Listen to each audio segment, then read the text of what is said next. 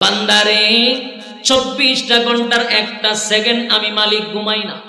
মুসিবতে পড়লে আমারে ডাকবি, আমি আল্লাহর শরণাপন্ন হইবি। কঠিন থেকে কঠিন মুসিবত থেকে ইউনূস রে যেভাবে বাঁচাইছি, কিয়ামত পর্যন্ত আনে ওয়ালা সমস্ত উম্মতি মুহাম্মদীকে আল্লাহ ঘোষণা দিছে, তারাও মুসিবতে পড়লে আমারে ডাকবি, আমি আল্লাহ তোদেরকে সুস্থ অবস্থায় উদ্ধার করব। ওয়াকাযালিকা নুজিল মুমিনিন। রব্বে কারীম স্পষ্ট ঘোষণা দিল, আমারে মুসিবতে পইরা ডাক দিবি, সাবধান আজকের থেকে নিয়ত করবেন, যদি কোনো মুসিবত আসে বলবো কার কাছে? ব্যবসায় যদি বরকত না হয় কার কাছে বলবো? আমার যদি সন্তান না হয় কার কাছে বলবো? আমার যদি কোনো মুসিবতে পড়ে যায় কার কাছে বলবো? ইউনূস আলাইহিস সালাম অন্ধকারের ভিতরে থাইকা ইউনূস নবী কিন্তু আল্লাহরে ভুলে নাই। সুবহানাল্লাহ। আল্লাহ রাব্বুল আলামিন বলেন, ওয়াজান্নুন, মাছওয়ালার ঘটনা বলতেছি, তোমরা তা শোনো। মাছওয়ালায় কি ঘটনা ঘটাইছে তোমরা তা শোনো। এই ইউনূস আলাইহিস সালাম মাছের পেটের ভিতরে ঢুইকা নিজের প্রতি নিজেই অনুতপ্ত হইল আর বলতে লাগলো, মালিক আপনি ছাড়া কোনো মাবুদ নাই, আপনি ছাড়া কোনো ইলাহ নাই। সুবহানাল্লাহ। ইউনূস নবী বলতে লাগলো, লা ইলাহা ইল্লা আনতাস সুবহানাকা ইন্নী কুনতু মিনাল যালিমিন। সুবহানাল্লাহ। প্রতিটা কথা দিলের কান লাগায় শুনেন। ওয়াজান্নুন, আল্লাহ বলেন মাছওয়ালার ঘটনা বলতেছি, তোমরা তা শোনো। মাছওয়ালা কি ঘটনাটা ঘটায় দিল গো? মাছওয়ালা কি ঘটনা ঘটাইল? মাছের পেটের ভিতরে গিয়া ইউনূস নবী বুঝতে পারলাম আমি অপরাধ করছি, অন্যায় করছি। নিজের প্রতি নিজে লজ্জিত হইয়া বলতে লাগলো, লা ইলাহা ইল্লা আনতা সুবহানাকা ইন্নী কুনতু মিনাজ জালিমিন। সর্বপ্রথম বললেন, মালিক আপনি ছাড়া কোনো মাবুদ নাই, আপনি ছাড়া কোনো ইলাহ নাই। আল্লাহর দরবারে যখন উনি বললেন আপনি ছাড়া কোনো মাবুদ নাই, আপনি ছাড়া কোনো ইলাহ নাই, লা ইলাহা ইল্লা আনতা সুবহানাকা, সুবহান শব্দ দিয়ে আল্লাহর পবিত্রতা বর্ণনা করছে আর বলতেছে আপনি পবিত্র। আমি হইলাম ইন্নী কুনতু মিনাজ জালিমিন, আমি জালেমদের অন্তর্ভুক্ত হয়ে গেছি। আপনি হলেন পবিত্র, আমি জালেমদের অন্তর্ভুক্ত। আল্লাহ আমি অপরাধ করছি, অন্যায় করছি, বুঝতে পারি নাই, আপনার অনুমতি ছাড়াই তো আমি সিদ্ধান্ত নিছি গো মালিক, অন্যায় করে ফেলেছি। আল্লাহর শরণাপন্ন হয়ে গেল, সাথে সাথে মালিকের শরণাপন্ন হইছে। আমি জানতে চাই, বলুন তো দেখি ইউনূস নবী বিপদে পইরা কারে ডাকছে? কারে ডাকছে? আরো জোরে। এখান থেকে আমাদের শিখার আছে। আমাদের কি আছে? ইউনূস আলাইহিস সালাম, ইউনূস আলাইহিস সালাম বিপদে পইড়া, মুসিবতের মধ্যে পইড়া সর্বপ্রথম শরণাপন্ন হইল মালিকের। এখান থেকে আমাদের শিকার আছে, আমাদের জানার আছে, আমরা যদি মুসিবতে পড়ি সর্বপ্রথম শরণাপন্ন হব কার? এই যুবক বাড়া, মুসিবতের মধ্যে পড়ে গেলে সর্বপ্রথম শরণাপন্ন হব আল্লাহ, মালিকের শরণাপন্ন হব। ইউনূস আলাইহিস সালাম কিন্তু মুসিবতের মধ্যে পড়া সর্বপ্রথম আল্লাহর শরণাপন্ন হইল, মালিকের শরণাপন্ন হইছে। আর আমরা মুসিবতে পড়লে সর্বপ্রথম মুসিবতে পড়লে ডাকবে বাবারে, বাবারে ডাক দেয়া হয়। যদি উদ্ধার হইতে পারি তাহলে আপনার দরবারে একটা গুরু আছে, গুরু পুরস্কার দিব বাবারে। বিপদ থেকে উদ্ধার হলে গুরু পুরস্কার দিব কারে? চিন্তা করেন, খাসা পঞ্চিতা কয়টা বাড়ি দেওয়া যায়। বিপদে পড়া মুসিবতের মধ্যে পড়া ইউনূস পয়গম্বর ডাক দিল আল্লাহরে। আর আমাদের দেশের আধা পাগল গুলি ডাকে বাবারে। আবার কয় যদি উদ্ধার হইতে পারি বাবা তোমার জন্য গরু পুরস্কার, গরু না থাকলে কয় ছাগল পুরস্কার, ছাগল যদি না থাকে কয় কালা মুরগি পুরস্কার, ওই ফকিরের যদি মুরগ না থাকে কয় 4টা ডিম পুরস্কার। কথা কই না দিন। অথচ আল্লাহর পয়গম্বর ইউনূস আলাইহিস সালাতু ওয়াস সালাম শিখায়া গেলেন মুসিবতে পড়ছি, একটা দুইটা মুসিবতে নয় গো, একটা দুইটা মুসিবতে নয়।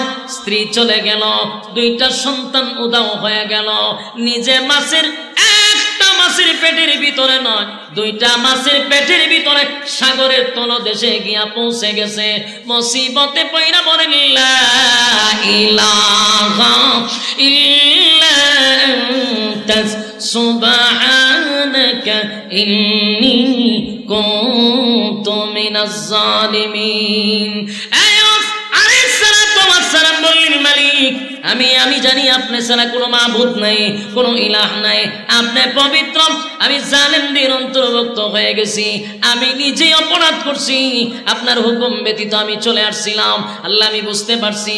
এইভাবে 1 দিন 2 দিন নয়, 1 দিন 2 দিন নয়, 40 দিন মাছের পেটের ভিতরে অবস্থান করলেন।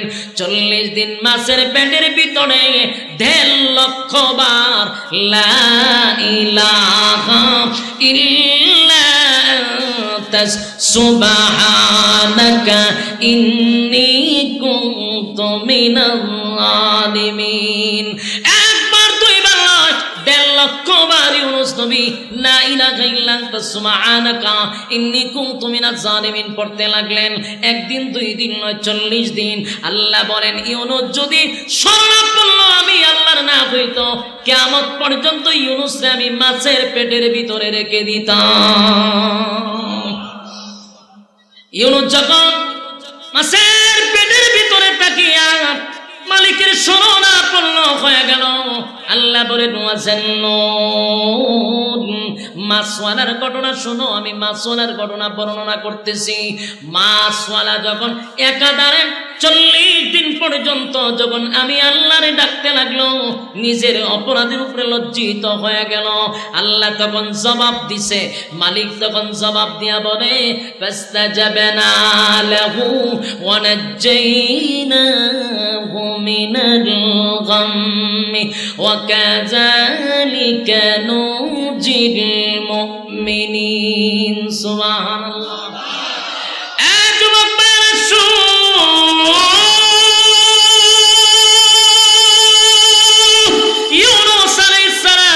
সালাম যখন 40 দিন 1.5 লক্ষ বার যখন লা ইলাহা ইল্লা আনতা সুবহানাকা ইন্নী কুনতু মিনাজ জালিমিন পড়তে লাগলো, আল্লাহ রাব্বুল আলামিন তখন জবাব দিতে গিয়া বলল ফাস্তাজাবনা লাহু ওয়া নাজ্জাইনাহু মিনাল গাম্মি। আল্লাহ বলেন ইউনূসের ডাক শুধু শুনছি এমনটা নয় গো, ইউনূসের কথা শুধু শুনছি এমনটা নয়, ইউনূস আমার কাছে সাহায্য চাইছে।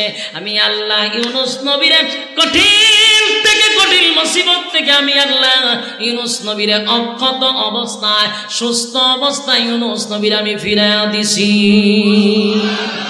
একটা জবান বন্ধ রাখবেন না, জোরে করুন আল্লাহু আকবার। ইউনূস আলাইহিস সালাতু ওয়াস সালাম মাছের পেটের ভিতরে তাইকা আল্লাহর শরণাপন্ন হয়ে গেল। মালিক বলেন শুধু তার প্রার্থনা শুনছি এমনটা নয়, আমি তারে উদ্ধার করছি, অক্ষত অবস্থায় সুস্থ অবস্থায় তারে ফিরাইয়া দিছি। যুবক ভাইরা, শুধু ফিরাইয়া দিয়েই আল্লাহ শেষ করে নাই, মালিকের পরের অংশে বলেন ওয়া কাযালিকা নুজিল মুমিনিন। এই আয়াতের শেষের অংশটা আমাদের জন্য, বলুন কার জন্য?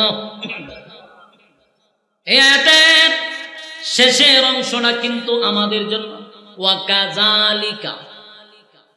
কাযালিকা নুজিল মুমিনিন।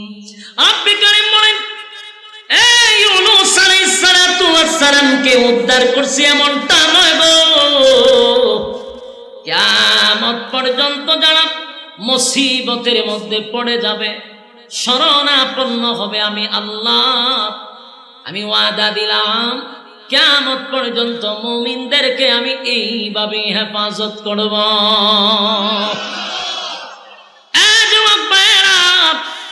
এই আয়াত থেকে প্রমাণ হয় মুসিবতের মধ্যে পইরা যদি আমার মালিকরে ডাকি, মালিক কিন্তু আমাদেরকে হেফাজত করবে, এটা ওয়াদা করছে। কথা হয় না? মালিক যদি ওয়াদা করে থাকে রে, প্রশ্ন হলো মুসিবতে পড়লে বাবারে কেন ডাকবো? কথা কইল না দি? আমি মুসিবতে পড়ছি গভীর রাত্রে, ডাক দিলাম বাবা আমি তো মুসিবতে আছি, তুই যে ডাক দিছ বাবারে, বাবাই কিন্তু না দেখা ঘুমায়।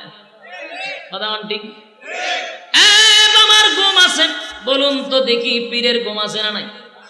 পীরে ঘুমায়, আর আমার আল্লাহ বলেন লা তাখুযুহু সিনাতুন ওয়ালা নাওম।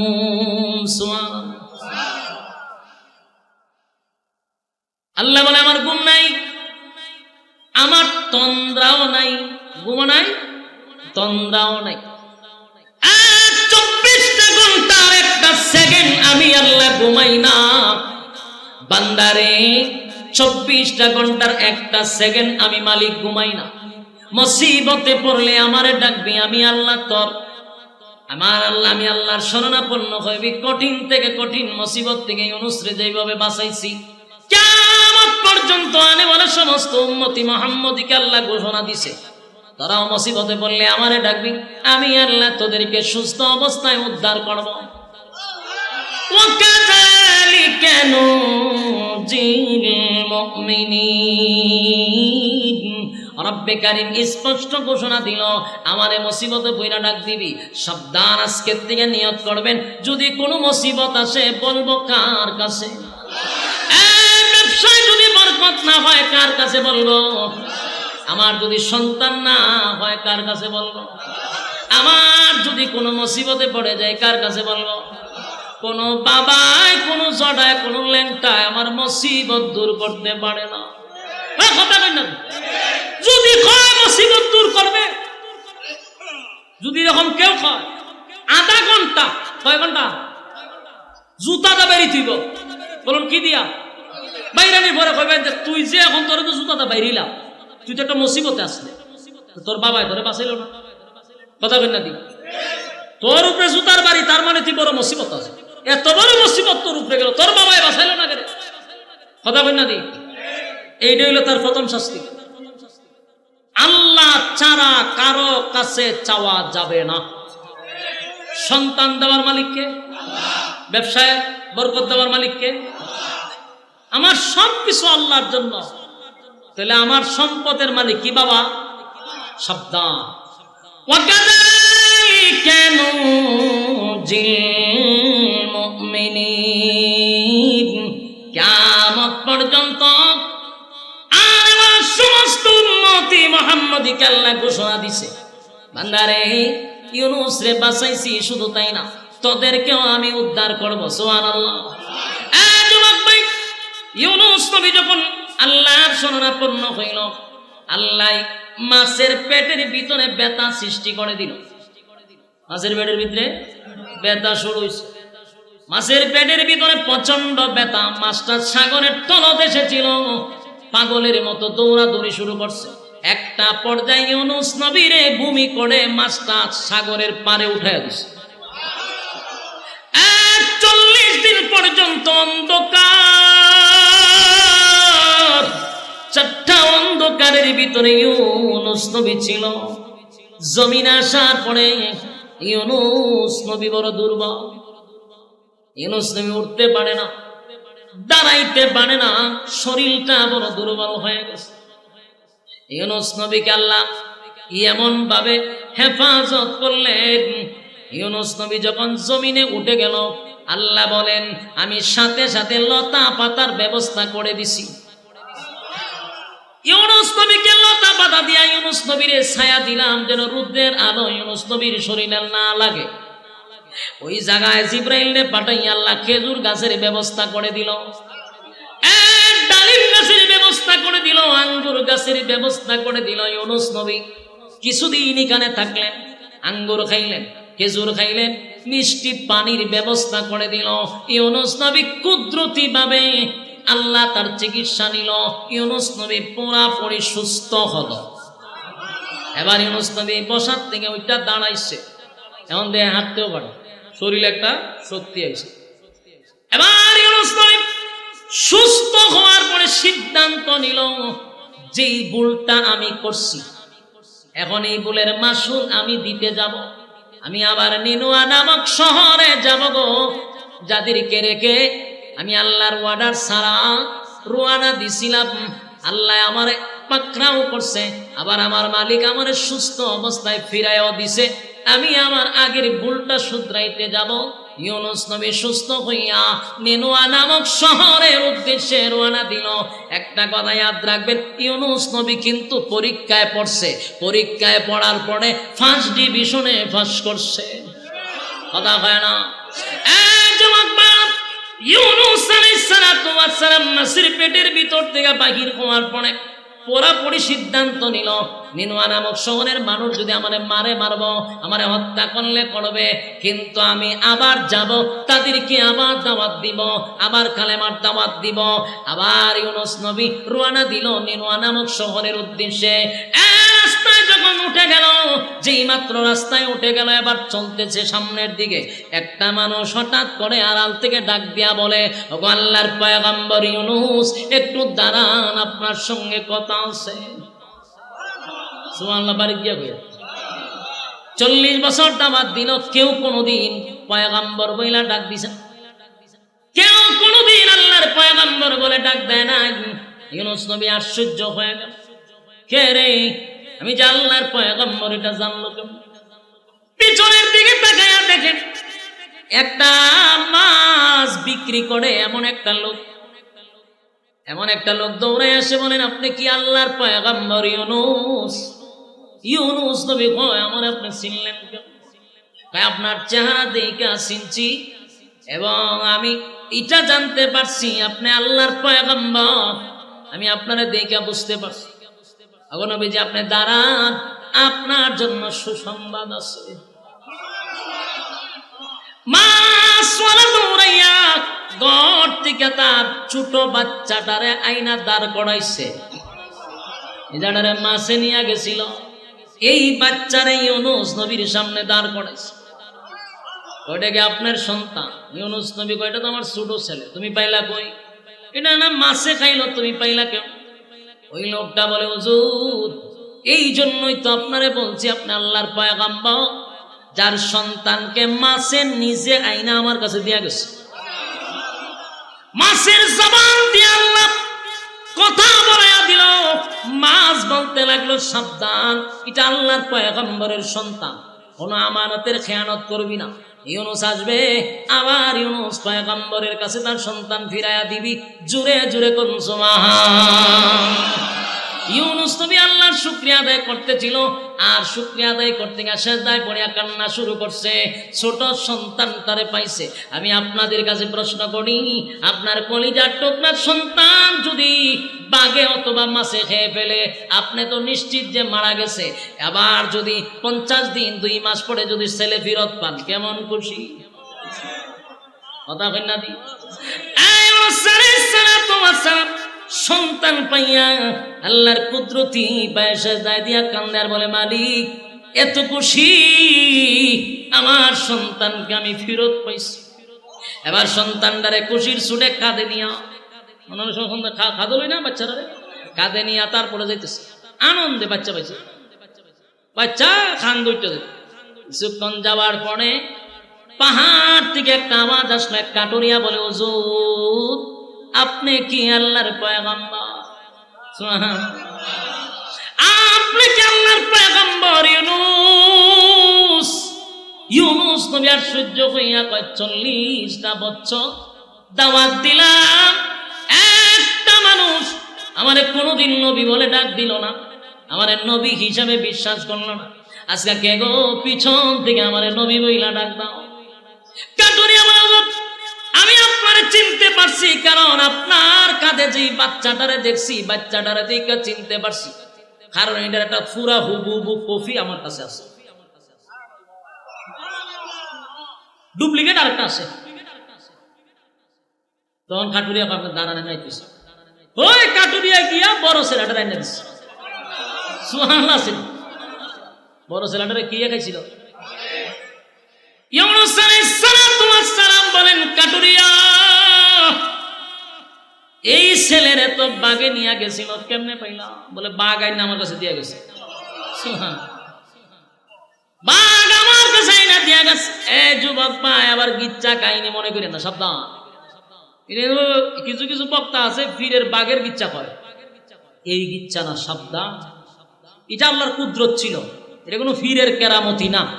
হ্যাঁ, কথা বলেন না, এটা ফিরের কেরামতি নেই, নবীদের মুজিজা। নবীদের কি মুজিজা? এটা অস্বীকার করলে ঈমান দেব। হ্যাঁ, ফিরের কেরামতি গিয়ে অতিরঞ্জিত হয়, বাঘ টাক কইয়া অনেক কিছু কয়, অথচ ফির বলে নাই তারা যদি এই গল্প কর মানুষের কাছে, এক গল্প হইয়া বেড়ায়। এটা বাঘের ইচ্ছা না, সাবধান, এটা নবীদের মুজিজা। কথা বুঝতেছেন? কাটুরিয়া কয়, হুজুর বাঘ আইনা আপনার ছেলেরা আমার কাছে দিয়ে গেছে। এটা বাঘ আছে না জিবরাইল আছে, আপনি কেন বুঝবেন? কথা কয় না, জিবরাইল তো হতে। এদের নবীদের সাথে যা হয়েছে এটা সত্য, কারণ কি মুজিজা নবীদের।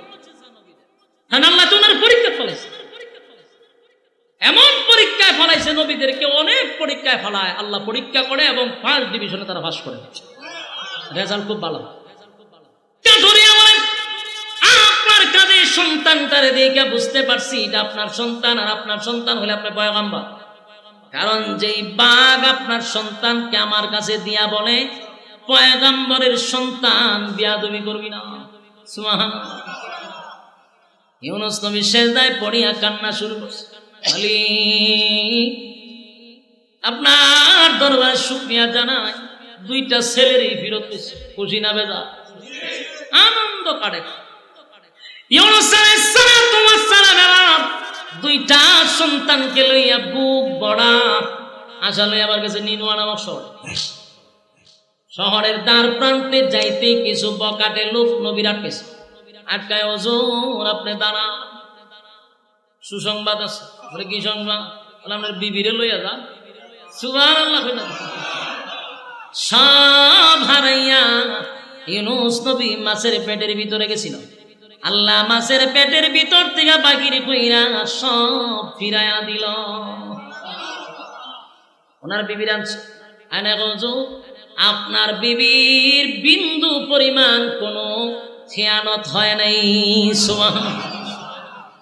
আপনার বিবি আমাদের লিডার, ওই যে লুচ্চা কোম্পানির সদস্য যিনি ছিল, এই লোক যখন ইউনূস নবীর বিবিরে উঠায় নিছে, নেওয়ার পরে ইউনূস নবীর বিবিরে ধরতে যায়, ধরতে গেলে হাত প্যারালাইসিস হয়ে যায়।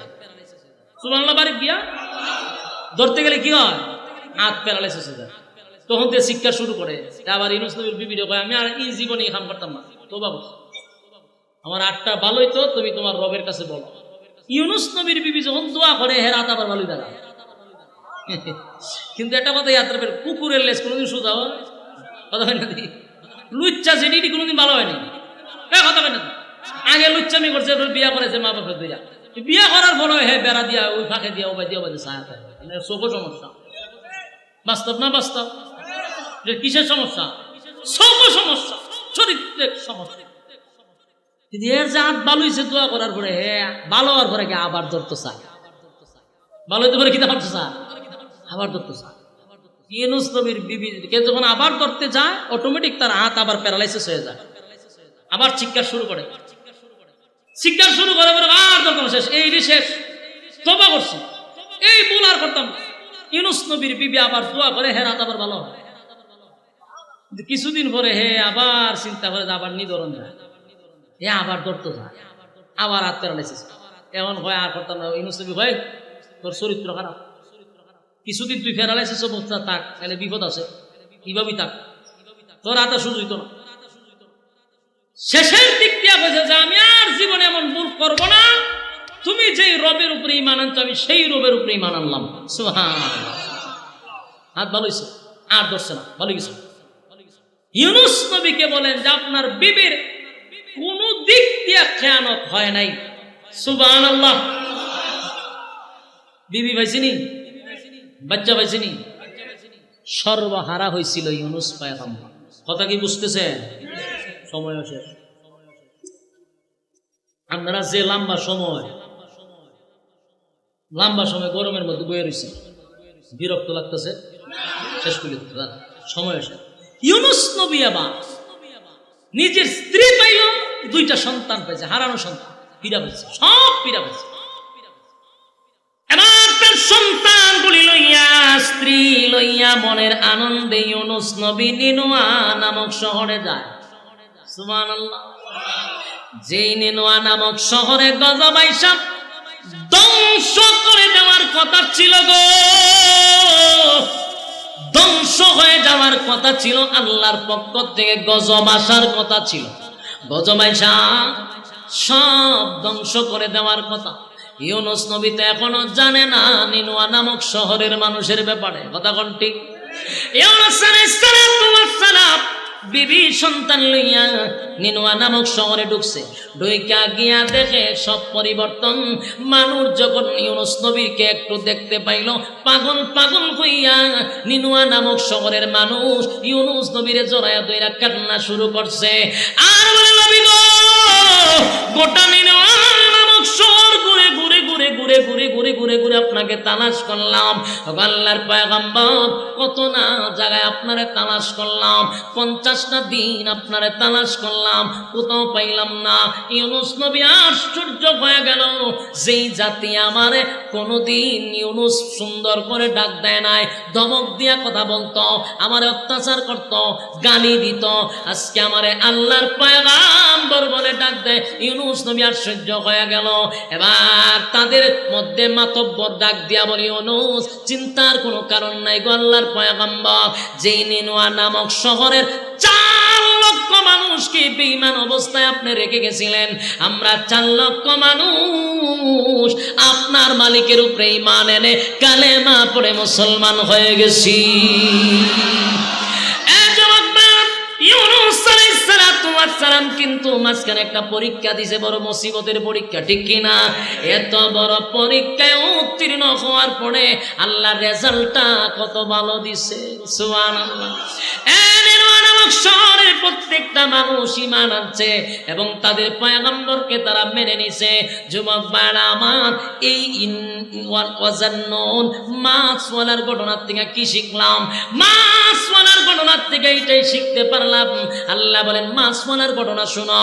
ওয়াজান্নুন, আমি মাছওয়ালার ঘটনা বলতেছি, তোমরা তা মনোযোগ দিয়ে শোনো। এই মাছওয়ালার ঘটনার থেকে শিক্ষা হলো, ধৈর্যের সাথে আমাদের জীবন যাপন করতে হবে। কথা কয় না? মন গড়ার সিদ্ধান্ত নিলে হবে না, কোরআন সুন্নাহর বাহিরে চলা যাবে না, কোরআন সুন্নাহ অনুযায়ী জীবন চালাতে হবে, আল্লাহর সিদ্ধান্তের বাহিরে যাওয়া যাবে না। যুবক ভাই, 2 নাম্বার হলো, মুসিবতে যখন পড়েই যাব, বুঝে নিতে হবে আল্লাহর পরীক্ষা শুরু হয়ে গেছে।